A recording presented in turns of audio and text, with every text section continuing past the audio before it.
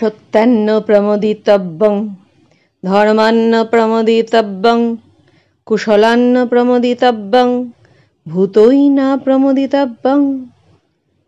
বাবা বললেন, এই হোক তোমার জীবনের মূল মন্ত্র। সামনে প্রদীপ জ্বলছিল। সদ্য স্নান করে আমি আর বাবা বসেছি ঘরের এক কোণে। বাবা আমায় দীক্ষিত করবেন, আমায় পথ দেখাবেন। এটাই এ বাড়ির রীতি। ছেলে মেয়েরা একটু বড় হলেই বাড়ির গুরুজনই তাদের কানে প্রবেশ করিয়ে দেন জীবনের মন্ত্র। আমি তখন পঞ্চম শ্রেণী। বাবা আমার কোলের উপর রাখলেন রবীন্দ্রনাথ। বললেন, প্রণাম করো, ইনিই তোমার গুরু। আমি রবীন্দ্রনাথ এবং বাবা দুজনকেই প্রণাম করলাম। জিজ্ঞেস করলাম, ইনি ঈশ্বর বাবা? বাবা হাসলেন, বললেন, বড় হও, বুঝবে। আমি রবীন্দ্রনাথ পড়তে পড়তে, রবীন্দ্রনাথ শ্রদ্ধা করতে করতে নবম শ্রেণীতে যখন, আমার পায়ের পাতায় বসন্তের ঢেউ লাগলো।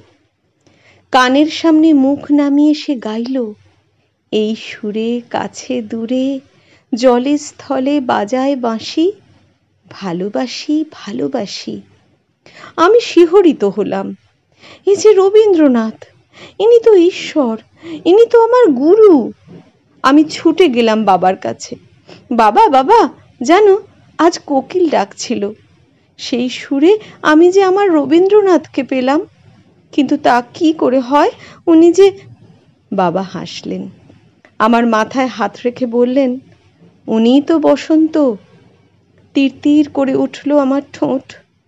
এই প্রথম আমি রবীন্দ্রনাথকে প্রেমিক ভাবলাম। বাবার সামনে থেকে এক ছুটে ঘরে এসে বিছানায় উপুড় হলাম। আমার বুকের নিচে গান বয়ে চলল, আমারও পরানো যাহা চায়, তুমি তাই, তুমি তাই গো।